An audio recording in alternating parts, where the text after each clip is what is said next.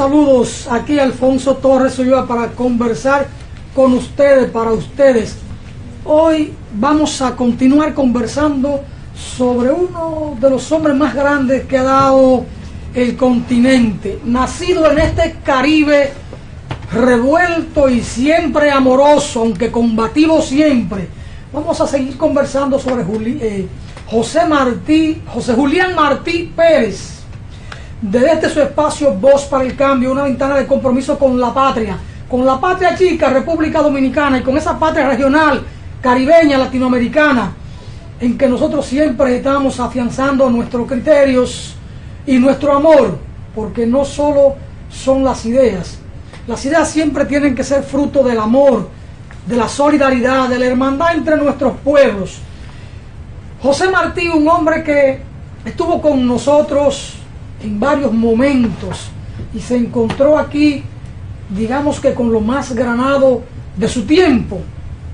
Tenía como su hermano a don Federico Enríquez y Carvajal, trabó una amistad rápida, fugaz, pero también duradera con Manuel de Jesús Galván a través de su formidable texto Enriquillo, que recoge la vida, la obra, la acción de quien se puede denominar el primer guerrillero de América, Enriquillo, Guarocuya, que desde San Juan de la Maguana alzó su vida en la rebeldía por la libertad, por la dignidad de los suyos, de nuestros aborígenes, enfrentando los atropellos de Valenzuela.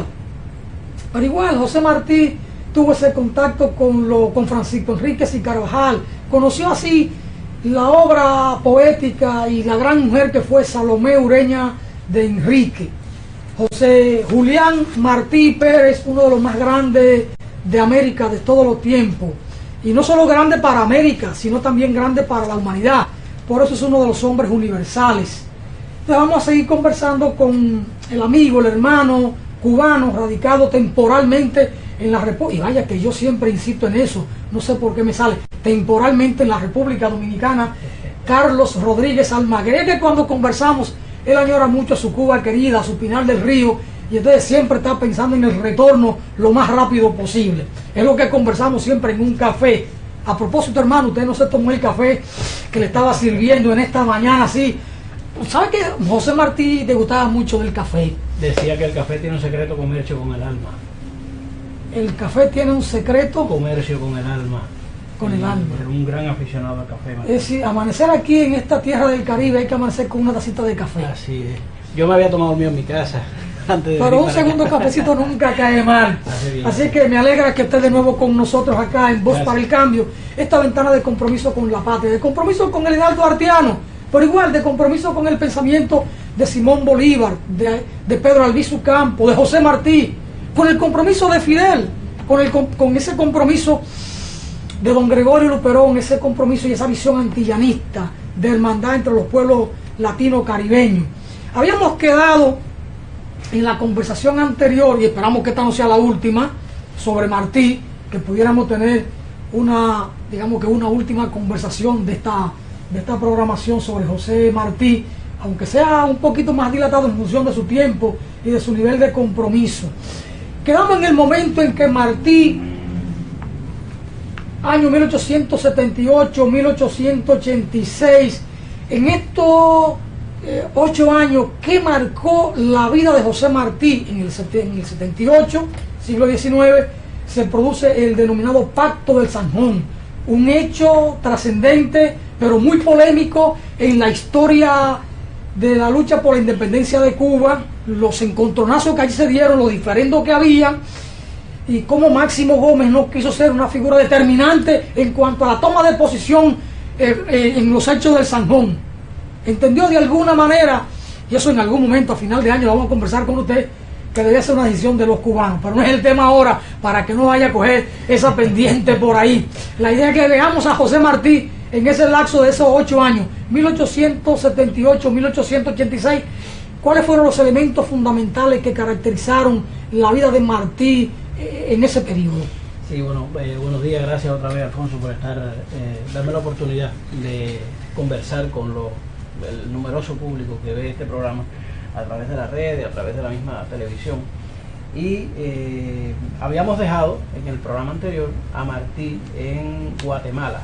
Habíamos estado viendo todo el tema de Martí Guatemala, su labor educativa en Guatemala, el siempre tentador tema de la niña de Guatemala y de su relación con la niña de Guatemala, María García Granados.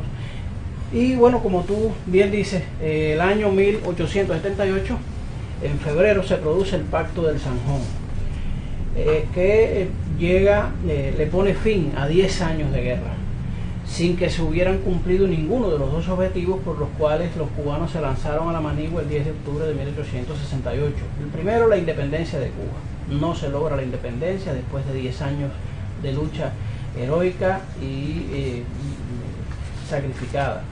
Y tampoco se logra la abolición de la esclavitud, que era el segundo gran objetivo de esa lucha. Se pacta la paz sin independencia y sin abolición de la esclavitud. Como bien tú dices, Máximo Gómez pudo haber desempeñado un papel importantísimo ahí. De hecho, fue uno de los que propuso pactar una tregua con el general español Arsenio Martínez Campos, capitán general de Cuba, un gran político, un gran negociador.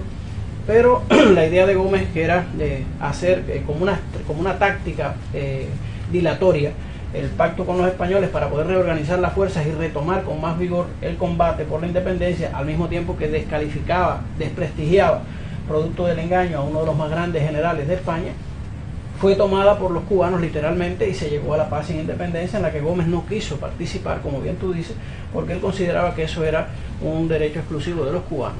Y él mismo lo deja escrito en su diario: ayudé a los cubanos en la guerra, no los voy a ayudar en la paz. Y en su entrevista con Maceo, que le pide que se quede, antes de protestar Maceo en Baraguá, Máximo Gómez dice que no y se va a Jamaica. Bueno, Martí está en este momento en Guatemala. Termina la guerra, Martí está en Guatemala, se produce el hecho nefasto aquel que habíamos hablado en el programa pasado, de que el presidente guatemalteco Justo Rufino Barrios destituye al cubano José María Izaguirre como director del Colegio Nacional de Varones de Guatemala, donde Martí era profesor.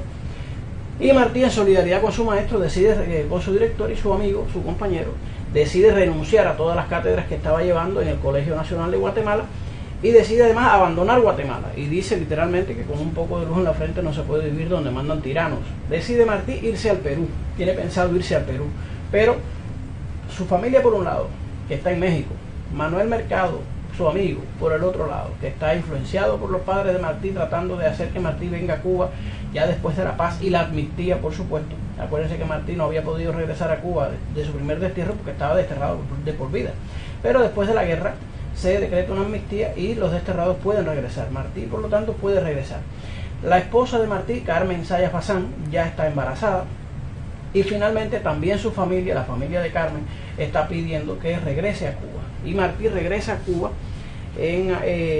a mediados de 1878. En noviembre de ese año 78 nace José Francisco Martí Sayas Bazán, conocido popularmente como Ismaelillo, por el nombre del cuaderno de poemas que Martí le dedica a él en 1881. Y Martí reside en La Habana. Ya en La Habana empieza, por supuesto, a conspirar. Hay una carta tristísima que él le manda a Manuel Mercado diciéndole, ya cuando ha tomado la decisión de ir a Cuba: creen que voy a mi patria, ya yo no tengo patria, voy a una tierra extraña donde no me conocen y donde desde que me descubran me temerán. Porque él sabía que iba a una tierra todavía bajo la bota opresora de España. Llega a Cuba y comienza automáticamente a conspirar con los revolucionarios cubanos que tratan de revivir la guerra. Y ya en el año 79 nosotros encontramos a Martí siendo uno de los principales líderes del Comité Revolucionario de La Habana, que está en contacto con el Comité Revolucionario de Nueva York, que ha acaudillado ahí el general Calixto García. Martí es otra vez hecho preso en septiembre del año 79 por esas labores conspirativas que lo llevan a recorrer distintos lugares de Cuba, incluyendo por ejemplo Pinar del Río. Las dos visitas que Martí hace en marzo y abril de 1879 a Pinar del Río, a la finca Valestena y a la finca Río Blanco en Las Pozas, es precisamente buscando antiguos compañeros suyos que habían estado con él en el presidio de La Habana en el año 69 y que están viviendo en esa zona de Pinar del Río. Y Martí es hecho prisionero y es deportado nuevamente en septiembre del año 79. Va a España, de España logra evadir la policía y la agentura de España y se va vía Francia a Nueva York. Llega a Nueva York el 3 de enero de 1880 y de inmediato se pone en contacto con los patriotas cubanos. 4 días después de llegar se está reuniendo con Calixto García y otros miembros del directorio revolucionario de Nueva York, y el 24 de enero de 1880 hace su primera intervención pública ante los emigrados cubanos y puertorriqueños que están en la Babel de Hierro. 24 de enero Martí pronuncia en Stick Hall su primer gran discurso, en el que hace un análisis de las causas del fracaso de la guerra de 10 años y deja clara una verdad como un templo: la espada no nos la quitó nadie de la mano, la dejamos caer nosotros. Es decir, la guerra no la perdimos porque España nos venciera, sino porque nos vencieron nuestras propias diferencias, nuestras divisiones, nuestras intrigas. Y Martí queda ya incorporado a la dirección del Comité Revolucionario de Nueva York. De hecho, cuando Calixto García viene a ponerse al frente de la guerra chiquita, de esa famosa guerra chiquita, que va del 80 al 81, Martí queda al frente de ese comité. Bueno, la guerra fracasa, es hecho prisionero Calixto García, se sabe ya, y Martí es el hombre que, como responsable del Comité Revolucionario de Nueva York, tiene que mandar la carta al último oficial insurrecto sobre las armas en los campos de Cuba Libre, al coronel Emilio Núñez, pidiéndole que rinda las armas, y le dice además que él no se rinde frente a España, se rinde frente a la adversidad, y pone fin a la guerra. Termina la guerra en el año 81, esa famosa guerra chiquita. Igual, por falta de unidad, por diferencias que había, Maceo había quedado después de su visita a Puerto Plata y su conspiración, ayudado por Luperón, que lo defiende de un atentado que le tratan de hacer en Puerto Plata. Martí logra embarcar de aquí, de Santo Domingo, con una expedición en un vapor con armas y otros compañeros, pero es denunciado por el cónsul dominicano Maceo. Maceo es denunciado y es obligado a desembarcar en las Bahamas, y se queda Maceo en las Bahamas sin poder participar en la guerra chiquita. Tiene que ir allí, el gobernador de Jamaica tiene que mandar un vapor de guerra inglés a recogerlo a Jamaica, a las Bahamas, para devolverlo a Jamaica, donde está su familia, y que no lo maten los españoles. Le han hecho un atentado incluso ahí en Bahamas. Han asesinado a un combatiente que se ha acostado en la hamaca de Maceo, que no estaba en ese momento en el campamento, y este hombre se acuesta en la hamaca de Maceo y amanece apuñalado. Para evitar que lo mataran, el gobernador de Jamaica, a solicitud de los cubanos que estaban allí, envía un vapor de guerra a que recoja a Antonio y se lo lleve otra vez a Jamaica. De manera que la guerra chiquita fracasa, Martí se queda en Nueva York, pero producto de las mismas disensiones y diferencias entre los propios cubanos, que empiezan entonces a culpar a los dirigentes de haber fracasado en esa guerra, Martí decide salir de Nueva York por un tiempo y se va a Venezuela. Es cuando Martí llega en enero del 81, sin sacudirse el polvo del camino, a Caracas, y sin preguntar dónde se comía ni se dormía, preguntó cómo se iba donde estaba la estatua de Bolívar, y narra su encuentro con la estatua del Libertador allí en la plaza central de Caracas, como bellamente él lo narra en las páginas de la Edad de Oro en su escrito Tres Héroes. Martí vive en Caracas hasta julio del año 81. Llega en enero y se va en julio. Lo expulsan en julio, porque el proyecto literario de Martí, que había tratado de levantar en Guatemala, un proyecto literario pedagógico que se pensaba llamar en Guatemala la Revista Guatemalteca, llega a ver la luz finalmente en Venezuela con la Revista Venezolana, que publica 2 números. En esos 2 números, una revista que trataba de hacer conocer en los pueblos de América cómo se vivían los demás y qué se comerciaba en los demás, porque eran pueblos que estaban de frente a Europa y a Norteamérica, y sin embargo estaban de espaldas a sí mismos, como de hecho todavía en los inicios del siglo XX se encontraban las naciones hispanoamericanas. De manera que Martí, en esos dos números que logran salir de la Revista Venezolana, hace toda una divulgación de cuál debe ser los deberes de la América. De hecho, en un editorial que publica en el primer número de la Revista Venezolana, se ha considerado que es el manifiesto del modernismo en América, que después llevará a su más alta expresión el poeta nicaragüense Rubén Darío. Martí, entre el primero y el segundo número de la revista, ha ocurrido un suceso trágico para los venezolanos. Ha muerto uno de los hombres más grandes, de los intelectuales más grandes, de los hombres más sabios que ha tenido esa gran nación suramericana. Cecilio Acosta ha muerto. Cecilio Acosta era un gran pensador, un gran intelectual, profesor prácticamente de la juventud universitaria venezolana. Y este hombre, por su recio carácter, por sus acrisoladas virtudes, era enemigo político del presidente de entonces, Antonio Guzmán Blanco.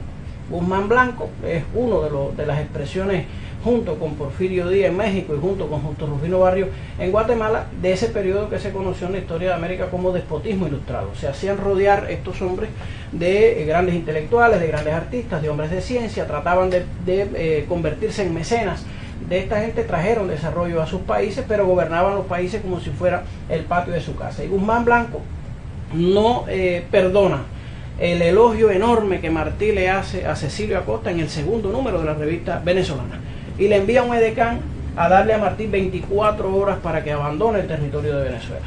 Y en la despedida que Martí hace a los venezolanos, en una carta que le escribe al director del periódico La Opinión Nacional de Caracas, Fausto Teodoro del Rey, es donde él explica las causas por qué se va de Venezuela, explica cuál es el sentido que le ha dado a su vida, que es a la consagración de la independencia, de la libertad y del desarrollo de América. Y de América, dice Martí, Venezuela es la cuna. Por lo tanto, deme Venezuela en qué servirla, ella tiene en mí un hijo. Es en esa carta en la que Martí se despide, devuelve los dineros no solamente del número que estaba por llegar, sino también del último número que habían entregado, para que no hubiera sobre su imagen mancha ninguna de haber estafado a nadie, porque aquella revista se hacía también por suscripción.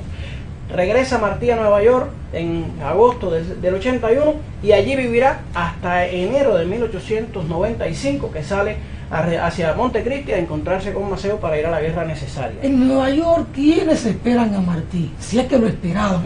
Sí, lo esperan. En Nueva York, Martí, además del trabajo político organizativo del partido, en cierne en ese momento, sus aportes intelectuales hay en Nueva York.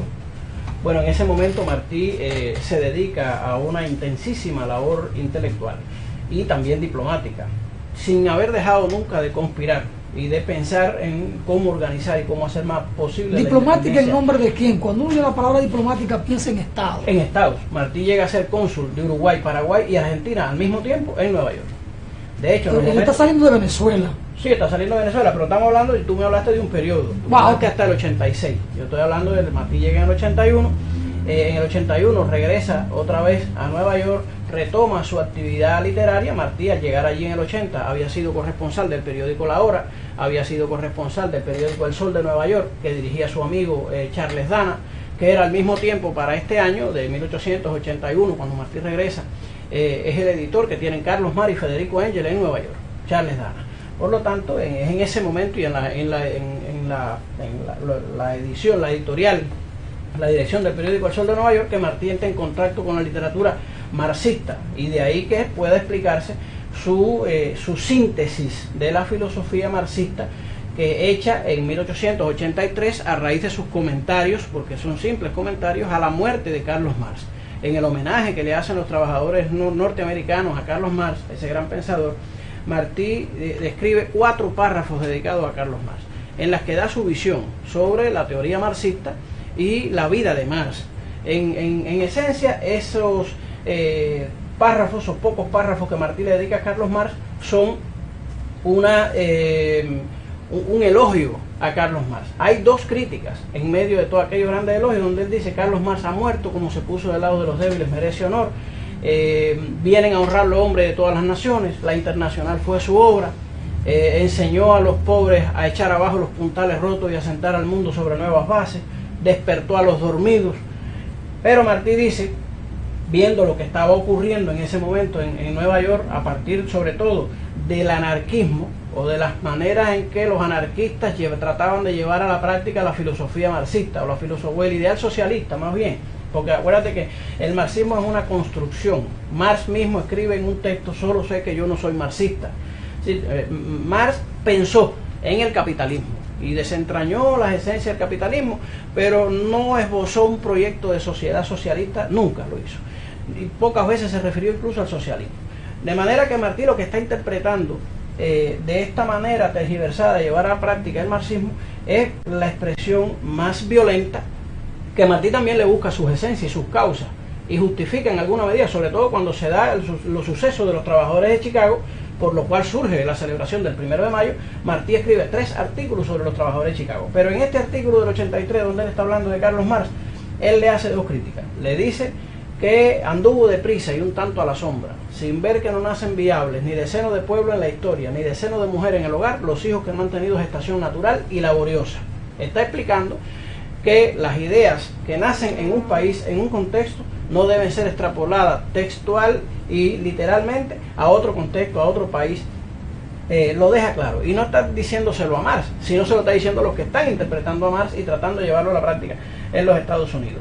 Y también Martí, ahí, poeta, humanista, año 83, critica el hecho de despertar el odio de clases y habla de que espanta la tarea de echar a los hombres contra los hombres. Eso lo está diciendo en el año 83. En el año 92 Martí mismo se ve obligado a crear un partido político y organizar una guerra.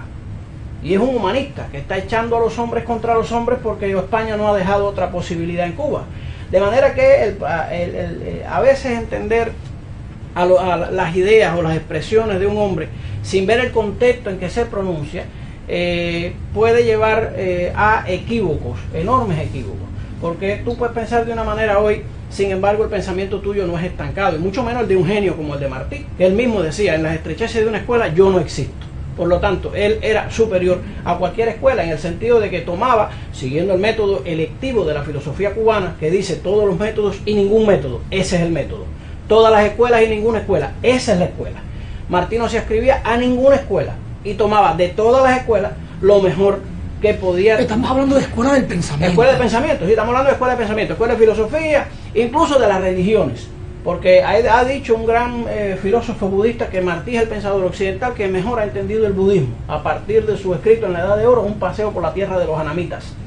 De manera que Martí, un hombre ecuménico, un hombre universal, con esa vocación de libre pensamiento que le había dado las primeras enseñanzas masónicas que había tenido en España y después en México, es un hombre que no es fanático a nada, no es un hombre que niega ninguna idea, las estudia todas y valora la posibilidad de aplicarla a un contexto determinado, porque al final ese es el valor de la idea.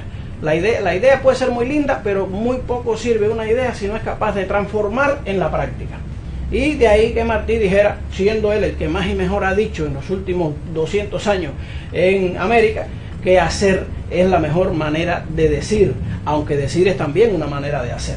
Pero había al final que llevar la idea a la práctica, o la idea moría por falta de fundamento. Martí, en 1883, está escribiendo para varias revistas latinoamericanas. Cuando se va en el 81 de Venezuela, ha quedado en acuerdo con Fausto Teodoro de Aldrey, director del periódico La Opinión Nacional, de ser su corresponsal en los Estados Unidos. De hecho, le trae problemas, porque las famosas escenas de Nueva York, donde Martí está analizando desde el punto de vista sociológico y también antropológico la evolución de la sociedad norteamericana, y se duele de aquella sociedad que venía de más a menos, porque empezaba a traicionar los ideales de sus padres fundadores en un afán de expansionismo, de rapiña, que lo llevaba a convertirse en enemigo de lo que había simbolizado en algún momento, que era el símbolo de la libertad. Martí empieza a hacer radiografías de la sociedad norteamericana, cómo se elige un presidente en los Estados Unidos, cómo se funda un pueblo nuevo en los Estados Unidos, el tema de la exacerbación del elogio a la violencia. Empieza a criticar la educación norteamericana porque dice que en las escuelas se levanta mejor y se glorifica más a los muchachos fuertes que saben desgoznar narices y opacar ojos que al muchacho que piensa, que al muchacho sensible, y empieza a alertar a los pueblos de América de qué cosas debíamos tomar en cuenta de la gran nación del norte, que había mucho que tomar en cuenta, y de qué cosas debíamos salvarnos, nuestros pueblos originales, artísticos, sentimentales, nuestros pueblos imaginativos, de aquel pueblo pragmático y brutal que en su excesivo amor al dinero y a la violencia llevaba a exacerbar en el ser humano los instintos biológicos más feroces. Y critica, por ejemplo, las peleas de boxeo. Y dentro de las peleas de boxeo, el peleador Sullivan, uno de los grandes de ese momento, año 1885, Martí critica el hecho de que a esos coliseos donde iban a ver aquellos gladiadores modernos para su siglo XIX, las mujeres eran las más entusiastas. Y a Martí le dolía que una mujer que debía ser sensible, que debía ser frágil en el sentido de delicadeza, no de debilidad, fuera una mujer que se entusiasmara tanto con una pelea brutal donde la sangre chorreaba. Y eso era uno de los mayores atractivos de la época. Don Carlos, me parece que esta estancia de Martí en Nueva York, eso es su etapa más productiva como intelectual. Es la etapa más porque productiva. es, digamos, su edad madura como intelectual. Así es. Aunque él muere empezando la edad madura, pero para lo que fue su ciclo de vida, ahí estaba en su edad madura. Así es. Entonces, ¿cuáles son los artículos, los libros o los discursos más trascendentes de Martí en esta época? Bueno, mira, en este momento Martí, aparte de lo epistolario que escribió ahí, las cartas son una radiografía de su espíritu, de cómo se siente en aquella nación donde él dice fría, y por eso siente una necesidad tremenda de acabar de conquistar la patria, porque no puede regresar a una Cuba esclava, quiere venir a una Cuba libre, pero quiere venir a Cuba, quiere volver a nuestras tierras hispanoamericanas, a nuestras tierras cálidas, a nuestras tierras de naturaleza exorbitante. Gabriela Mistral llama a Martí nuestro supremo varón literario, porque dice que en la prosa literaria de Martí están todos los destellos de la naturaleza americana, toda esa exuberancia, todos esos colores de la naturaleza americana. Y esa alma americana necesita una tierra americana donde florecer. Y de ahí que Martí, agradeciéndole siempre al norte, a Nueva York específicamente, haberle dado la oportunidad de conocer allí el mundo moderno, porque pudo escribir lo que escribió sobre el mundo, sobre la economía. Ese pensamiento económico de Martí se conoce muy poco, y casi se ignora. Pudo escribir lo que escribió porque estaba en Nueva York, como Carlos Marx pudo escribir El Capital porque estaba en Londres y porque estaba en el corazón del desarrollo del capitalismo en ese momento, y Martí estaba en el corazón del nuevo imperio que nacía. De ahí que llega a llamar a los Estados Unidos imperio, y llega a decir que de seguir los Estados Unidos con ese afán de expansión y ese deseo beligerante, terminará antes de que termine, es decir, antes de que termine el siglo, eclosionará como el imperio moderno, como la Roma moderna. Y llega a decir además que tiene los mismos vicios de Roma. Dice él, no importa que no haya un César, refiriéndose a que el presidente de los Estados Unidos no se llamaba emperador. Dice, no importa que no haya un César si la nación en cuanto a tal es cesárea. Es decir, la nación tiene una psicología de César. Le denomina monstruo, porque dice, viví en las entrañas del monstruo. Viví en el monstruo y le conozco las entrañas. Se refiere al capitalismo, al desarrollo del imperialismo. Lenin, en su escrito El imperialismo, fase superior del capitalismo, dice precisamente que la guerra de intervención de los Estados Unidos en la guerra hispano-cubana de 1898, que es como finaliza la guerra que Martí organiza y a la que vamos a llegar ahorita, es la primera expresión del imperialismo moderno. De manera que Martí está en las entrañas de ese monstruo que está eclosionando. Martí está llamando a la eticidad de lo mejor de la nación norteamericana, porque fíjate tú, siendo Martí un combatiente beligerante contra el imperialismo norteamericano, no llegó a ser jamás un pensador anti-norteamericano. Hay grandes retratos de figuras norteamericanas, no solo de intelectuales, también de hombres millonarios norteamericanos. Peter Cooper habla de Wendell Phillips, habla de grandes norteamericanos que son la esencia de aquella gran nación, y que Martí está llamando a esta gente a levantar su voz para frenar a los capitalistas, a los banqueros, a los que llaman, dice Martí, banqueros no, bandidos, porque empieza a hablar Martí de las burbujas financieras y de la especulación financiera y de la especulación de la bolsa, y empieza a decir que al final en ese afán de conquistar riquezas inmediatas van a terminar sufriendo los pobres, porque cuando los valores de esas infladas, de esas bolsas estallen, los que van a sufrir no son los capitalistas ni los banqueros, van a ser los trabajadores, que son los que van a pagar al final el precio de esa especulación. De manera que Nueva York para Martí es un gran laboratorio. Ha dicho un pensador norteamericano, Iván Schulman, que Martí es el más grande sociólogo norteamericano de la segunda mitad del siglo XIX. Lo ha dicho un pensador norteamericano, por la manera en que Martí llega a desentrañar las intríngulis de aquella sociedad, de cómo se movían los hilos del poder detrás de aquella sociedad. Y Martí está alertando a los pueblos de América para salvarnos de eso.